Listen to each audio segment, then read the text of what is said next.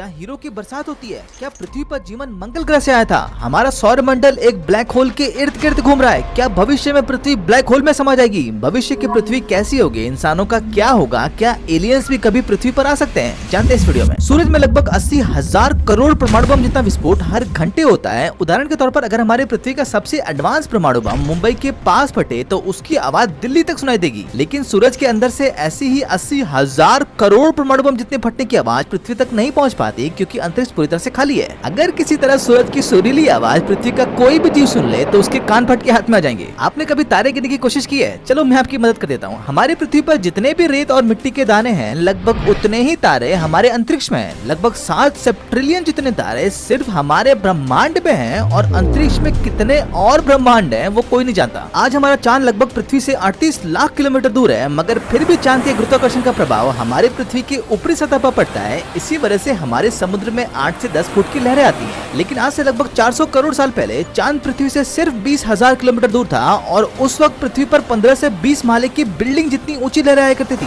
यानी उस वक्त लहरें नहीं, सिर्फ सुनामी आती थी। ब्लैक होल वो चीज है जहाँ से लाइट भी बाहर नहीं आ सकता। ये सूरज और ग्रहों को शादी के लड्डू समझकर खाता है। लेकिन वैज्ञानिक मानते हैं कि ब्लैक होल खाता है तो कहीं से निकालता भी तो होगा। वैज्ञानिकों के मुताबिक व्हाइट होल भी अंतरिक्ष में हो सकते हैं, जहाँ से ये तारे और ग्रह बाहर निकलते होंगे, और हो सकता है कि इसी तरह से हमारे ब्रह्मांड का निर्माण हुआ हो। आज से लगभग 300 करोड़ साल पहले पृथ्वी का एक दिन 18 घंटे का हुआ करता था। आज 24 घंटे का हो चुका है, और 20 लाख सालों बाद एक दिन 25 घंटे का होगा। हर 20 लाख सालों में पृथ्वी के एक दिन में 1 घंटा बढ़ता रहेगा, क्योंकि पृथ्वी साल दर साल धीरे हो रही है। हमें लगता है कि अंतरिक्ष जमीन से बहुत ऊंचा है, लेकिन असलियत में अंतरिक्ष जमीन से सिर्फ 100 किलोमीटर दूर है। अगर मैं जमीन से अंतरिक्ष तक एक रोड बना दूं तो आप 100 किलोमीटर प्रति घंटे की रफ्तार से सिर्फ 1 घंटे में अंतरिक्ष में पहुंच जाओगे। टीवी सीरियल वालों, इसका मतलब ये नहीं होता कि तुम रस्सी फेंक के चांद तोड़ लोगे। वो चांद है, पेड़ का आम नहीं। हमारे पृथ्वी से 1000 करोड़ प्रकाश वर्ष दूर एक ब्लैक होल के पास बहुत भारी मात्रा में पानी मौजूद है। यहाँ इतना पानी है कि इसमें 14,000 करोड़ पृथ्वियां डूब सकती हैं। हमारे आकाशगंगा में एक ग्रह है जिसका नाम है ये ग्रह दिखने में पृथ्वी की तरह है, लेकिन यहाँ का औसत तापमान 980 डिग्री सेल्सियस है। यहाँ 7,000 किलोमीटर प्रति घंटे की रफ्तार से कांच की बरसात होती है, यानी बंदूक की गोली से 2 गुना तेजी से यहाँ कांच रंगरलियां बनाते हैं। आपने चांद को गोल आकार में देखा होगा, लेकिन चांद नींबू या अंडे के आकार का है। पृथ्वी के गुरुत्वाकर्षण का कमाल है बाबूया। ग्लिस 436b नामक एक ग्रह है जो पूरी तरह से बर्फ से ढका हुआ है, लेकिन यह ग्रह अपने तारे के इतना करीब है कि यहाँ धातु तो पिघलने लगे, लेकिन यहाँ की बर्फ नहीं पिघलती। ये पूरा ग्रह हाइड्रोजन और हीलियम नामक रसायन से ढका हुआ है, मतलब आप इसे जलता हुआ बर्फ का गोला कह सकते हो। वैज्ञानिकों का मानना है कि हमारे सौर मंडल के सैटर्न और जुपिटर ग्रह पर हीरो की बरसात होती है। इन ग्रहों के वातावरण में हीरे बनते हैं, लेकिन ये हीरे जैसे ही नीचे गिरते हैं वैसे ही वो पिघलकर तरल यानी लिक्विड बन जाते हैं। हमारे ब्रह्मांड में हर सेकंड लगभग 60,000 नए तारों का जन्म होता है, और हर सेकंड लगभग 1,500 तारे फूटकर तबाह हो जाते हैं। हमारा चंद्रमा हमारी पृथ्वी का चक्कर 3,600 किलोमीटर प्रति घंटे की रफ्तार से लगा रहा है। हमारी पृथ्वी सूरज का चक्कर 1,08,000 किलोमीटर प्रति घंटे की रफ्तार से लगा रही है, और हमारा पूरा सौर मंडल आकाश गंगा का चक्कर 8 लाख किलोमीटर प्रति घंटे की रफ्तार से लगा रहा है। तो जितने देर में आपने ये फैक्ट सुना, उतने देर में हमारी पृथ्वी कई हजारों किलोमीटर दूर आ चुकी है। हमारी आकाशगंगा से 25 लाख प्रकाश वर्ष दूर एक एंड्रोमेडा नामक दूसरा आकाशगंगा है, जो हमारी आकाशगंगा की तरफ आ रहा है। आज से लगभग 400 करोड़ साल बाद ये दोनों में टकराव होगा, जिससे हमारा सौर मंडल पूरी तरह से तबाह हो जाएगा। हमारे ब्रह्मांड में एक विशाल तारा है जिसे न्यूट्रॉन स्टार कहा जाता है। अगर आप इस तारे के बहुत ही छोटे से हिस्से से क्रिकेट की बॉल बना लो तो उस बॉल का वजन हमारी पूरे पृथ्वी के वजन से ज्यादा होगा। हमारी पृथ्वी से 45 करोड़ प्रकाश वर्ष दूर शराब से बना एक बहुत ही विशाल बादल मौजूद है।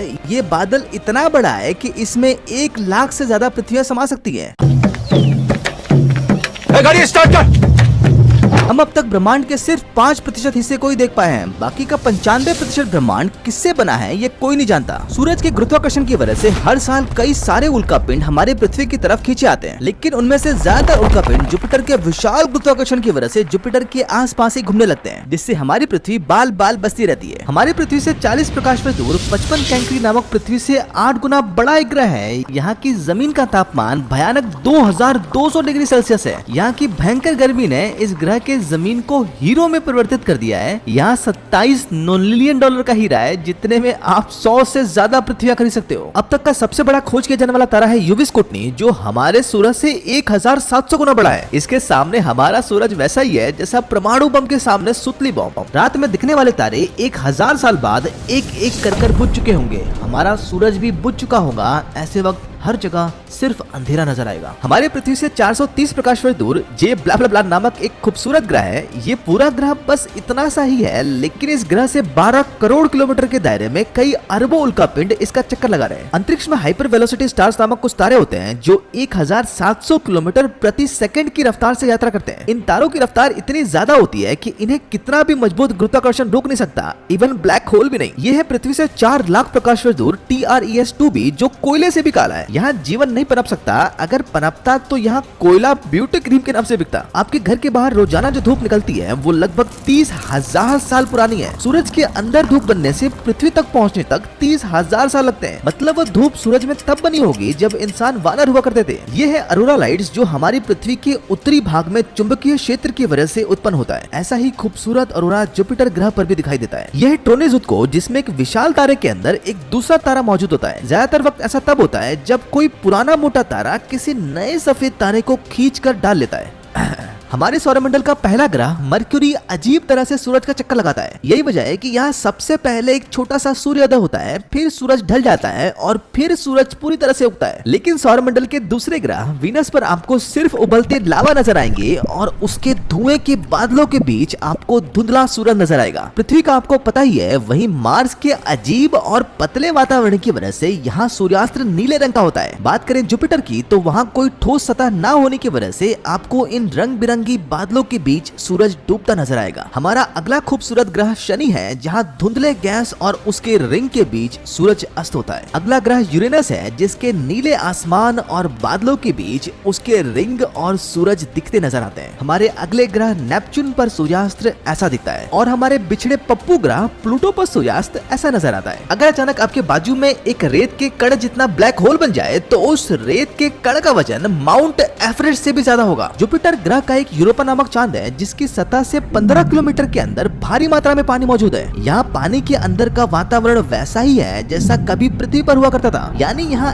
एलियन जीव भी हो सकते हैं और इसकी खोज के लिए नासा यहाँ कई मिशन करने वाली है। यह कैल्ट 9b, जो एक नीले सितारे का चक्कर लगा रहा है। यहाँ दिन का तापमान 8000 डिग्री सेल्सियस रहता है। ये ग्रह इतना गर्म है कि भविष्य में ये पूरा ग्रह भाप बनकर उठ जाएगा। आज आसमान में जो आपको तारे दिखते हैं, जरूरी नहीं कि वो वहाँ मौजूद हो। ये तारे कई करोड़ों प्रकाश वर्ष दूर है। इनमें से कई हजारों करोड़ साल पहले प्रकाश निकली होगी जो आज आपको दिख रही है। अगर अब तक ये सारे तारे बुझ भी चुके होंगे तो भी हमें इसका पता हजारों सालों तक नहीं चलने वाला। अगर आपने कभी बरसात का पानी इकट्ठा किया है तो उसमें आपको रेत के कण नजर आते होंगे। ये कोई रेत नहीं, ये अंतरिक्ष से आए कण होते हैं। जब पानी भाप बनकर ऊपर जाता है तब ऊपर के ठंडे वातावरण की वजह से भाप बर्फ में परिवर्तित होना चाहता है, लेकिन भाप को जमने के लिए किसी कण की जरूरत होती है। अंतरिक्ष से आ रहे ये छोटे छोटे कण पृथ्वी में घुसते रहते हैं, जिससे ये भाप बर्फ के कण में परिवर्तित होता है और इसी के समूह को हम बादल कहते हैं। बरसात के दौरान ये भाप के कण नीचे गिरते हैं, लेकिन हमारा गर्म वातावरण उन्हें पिघलाकर पानी की बूंद बना देता है। यही वजह है कि जब हमारा वातावरण बहुत ठंडा होता है, अगर उस वक्त बरसात हो तो पानी की बूंद की जगह ओले गिरते नजर आते हैं, क्योंकि बर्फ वातावरण में पिघली नहीं होती। अंतरिक्ष में जाने के बाद अंतरिक्ष यात्री कुछ दिन के लिए बड़े हो जाते हैं, क्योंकि उनके शरीर पर गुरुत्वाकर्षण का असर नहीं होता। डिमिडियम नामक एक ग्रह है, जहाँ पर उस तारे की गर्मी की वजह से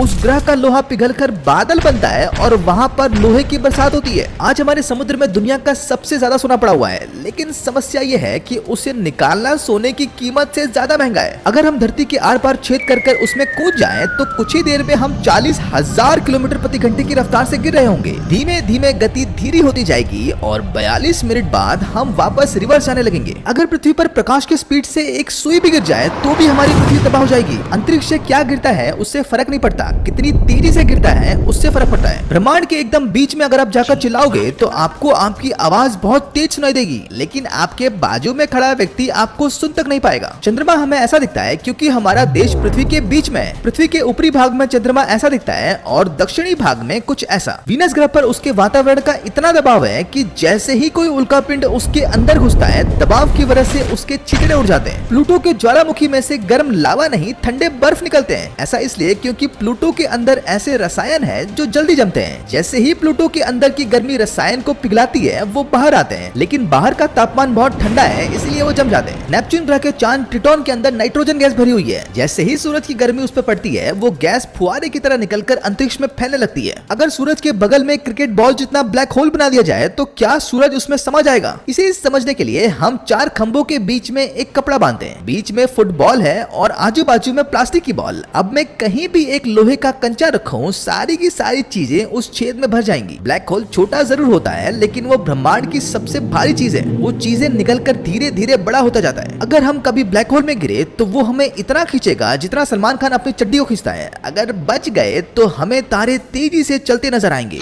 आपका हर सेकंड पृथ्वी के लाखों साल के बराबर होगा। ऐसा लगेगा कि हम किसी रिंग लाइट को देख रहे हैं जो धीरे धीरे हमसे दूर जा रही है। मार्स ग्रह के अगर आप बीच में खड़े हो जाओ तो आपके पैर पसीने से भीगने लगेंगे और आपका सिर ठंड से जम रहा होगा। अगर आपको कभी रात में कोई तारा हिलता नजर आए तो ये समझ लेना कि वो कोई तारा नहीं, अंतरिक्ष स्टेशन है। आप उसको देख रहे हैं और वहाँ बैठा इंसान आपके पूरे देश को। रात के अंधेरे में सबसे ज्यादा चमकता ध्रुव तारा दरअसल 3 तारों का समूह है। पहला तारा हमारे सूरज से 2500 गुना बड़ा है। इसका चक्कर एक छोटा तारा लगा रहा है और इन दोनों का चक्कर एक तीसरा तारा। दूर से देखने से ये तीनों एक और सबसे ज्यादा चमकते नजर आते हैं। ध्रुव पृथ्वी के उत्तर में एकदम बीच में मौजूद है। पृथ्वी अपनी जगह पर घूमती है जिससे इसके आसपास के तारों की जगह बदलती है, लेकिन सिर के एकदम ऊपर बैठा ध्रुव तारा एकदम स्थिर नजर आता है। खाना खाने के बाद खाने में से गैस पैदा होती है जो या तो मुंह से ढकार लेकर या पीछे से पुर करके निकलती है। लेकिन अंतरिक्ष में ग्रेविटी ही नहीं है जिससे गैस को पता ही नहीं होता कि उससे निकलना कहां से है, इसीलिए वो अंदर ही रहती है। अंतरिक्ष यात्री गैस को उल्टी कर बाहर निकलते हैं। सूरज दिन पर दिन बड़ा हो रहा है। आज से करोड़ों साल बाद सूरज इतना बड़ा हो जाएगा कि उसमें पृथ्वी समा जाएगी। इस वक्त तक सैटर्न ग्रह का मून टाइटन पृथ्वी जैसा बन चुका होगा। आज टाइटन वैसा ही है जैसा पृथ्वी कई करोड़ों साल पहले हुआ करती थी। बस टाइटन को कुछ समय और ज्यादा सूरज की रोशनी की जरूरत है जो कई करोड़ों साल बाद बड़े हो चुके सूरज से मिलेगी। इसके बाद सूरज सिकुड़ कर लाल मुरझाया तारा बन जाएगा।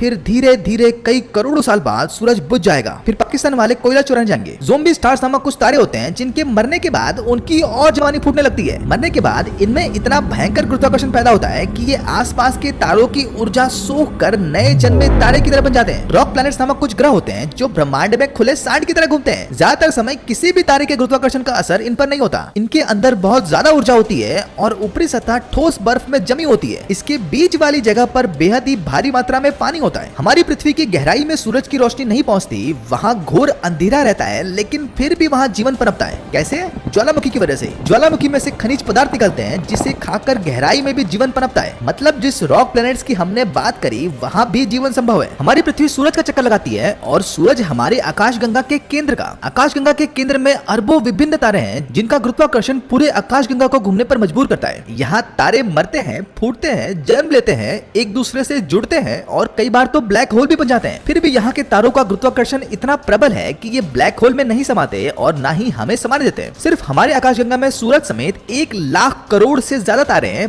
5 लाख करोड़ से ज्यादा ग्रह हैं जो उनका चक्कर लगा रहे हैं और उनमें से 50 करोड़ से ज्यादा ऐसे ग्रह हैं जहाँ जीवन पनप सकता है। यहाँ सिर्फ हमारे आकाशगंगा की बात हो रही है। ब्रह्मांड में कितनी और आकाशगंगाएं हैं ये कोई नहीं जानता। भविष्य के सबसे अमीर लोग अंतरिक्ष में बनेंगे। अंतरिक्ष में इतना सोना, हीरा, ऊर्जा, धातु मौजूद है जो पृथ्वी पर ना ही कभी था और ना ही कभी होगा। इसलिए नासा अंतरिक्ष में माइनिंग करने पर भी काम कर रही है। हम भले ही अंतरिक्ष में कितनी भी तेजी से चलें, हम ज्यादा दूर नहीं जा सकते। ब्रह्मांड हर सेकंड बड़ा हो रहा है। आकाशगंगाएं एक दूसरे से दूर जा रही हैं। अगर हम प्रकाश की गति से भी अपने आकाशगंगा से किसी दूसरी आकाशगंगा के लिए निकले तो भी हम कभी उसे पकड़ नहीं पाएंगे, क्योंकि दोनों की दूरी प्रकाश की गति से भी तेज बढ़ रही है। मान लो कि रातों रात गोलू और मोलू चांद पर हजारों परमाणु बम गिरा देते हैं तो क्या होगा? अगर चांद पर बम गिरने से चांद का सिर्फ कुछ ही हिस्सा उड़ता है तो वो मलबा एक दूसरे चांद का आकार ले लेगा जो बाद में चांद या पृथ्वी से टकरा सकता है। अगर पूरा चांद तबाह हुआ तो इसका मलबा पूरी पृथ्वी को घेर लेगा। पृथ्वी की ओजोन लेयर तबाह हो जाएगी। धरती पर उल्कापिंडों की बरसात होगी। समुद्र में लहर ना के बराबर आएगी जिससे समुद्री जीवों का नाश शुरू हो जाएगा। चांद हमारी पृथ्वी को संतुलित रखता है जिसकी वजह से पृथ्वी की ऊपरी और निचली बर्फ जमी रहती है। चांद के बिना बर्फ पिघलेगी जिससे पूरी पृथ्वी पानी से ढक जाएगी। वैज्ञानिकों का मानना है कि आज से लगभग 400 करोड़ साल पहले जब पृथ्वी बन रही थी तब हमारे पड़ोसी ग्रह शुक्र यानी वीनस पर वातावरण वैसा ही हुआ करता था जैसा आज पृथ्वी पर है। पृथ्वी जैसा वातावरण वीनस पर कई करोड़ों साल तक रहा। इस दौरान हो सकता है कि वीनस पर जीवन की शुरुआत हुई हो, लेकिन आज से 200 करोड़ साल पहले वीनस के अंदर ज्वालामुखी फटना शुरू हो गया, जिससे इस ग्रह का तापमान बढ़ने लगा और आज वीनस हमारे पूरे सौरमंडल का सबसे गर्म ग्रह बन चुका है। लेकिन आज से 400 करोड़ साल पहले वीनस पर भी पृथ्वी जैसा माहौल था और हमारे पड़ोसी ग्रह मार्स पर भी। पृथ्वी पर जीवन यहीं से तो नहीं आया।